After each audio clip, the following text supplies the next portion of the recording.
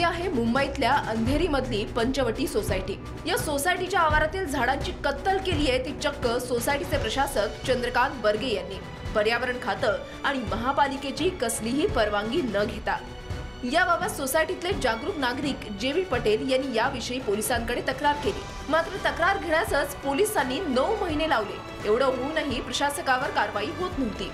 माझं एवढंच म्हणणं आहे की जर तो माणूस सापडत नसेल तो आमच्या सोसायटीचा आर्थिक कारोबार पण करतो आहे। सोसायटीच्या अकाउंट्सवर त्याचे सिग्नेचर आहे।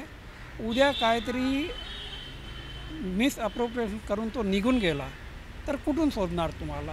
आता जर तुम्हाला नाही मिळतो मग नंतर केव्हा मिळेल, कसा मिळेल? हेच माझा एक प्रश्न आहे।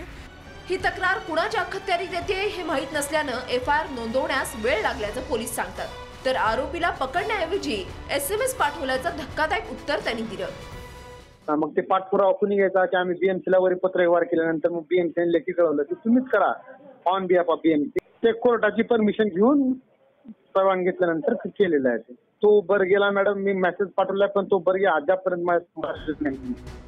अखेर मी मराठीच्या विचारणेनंतर पोलिसांनी बर्गेला अटक केली। मात्र सोसायट्यांवर प्रशासक म्हणून नेमणूक करायची आणि नियमबाह्य कामं करत राहायची अशी आता पद्धतच झाल्याचा आरोप नागरिक करतायत। याबाबत सहकारातील ज्येष्ठ वकिलांशी संपर्क साधला असता कोणताही प्रशासक नेमून दिलेल्या कालावधीपेक्षा जास्त काळ राहू शकत नसल्याचं त्यांनी स्पष्ट केलं।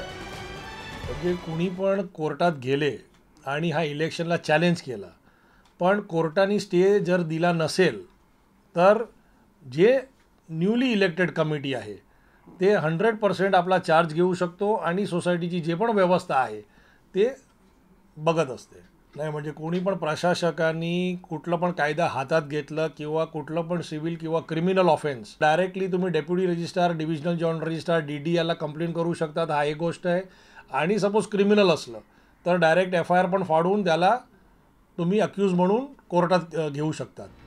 एकूणच सहकार खात्याचा हा स्वाहाकार सुरू असून सोसायट्यांवर प्रशासक म्हणून नेमलेल्या अशा प्रवृत्तीच्या व्यक्तीबाबत सहनिबंधक विकास रसाळ यांच्याशी संपर्क साधला असता त्यांनी कायदेशीर कारवाईचं आश्वासन दिलं आहे।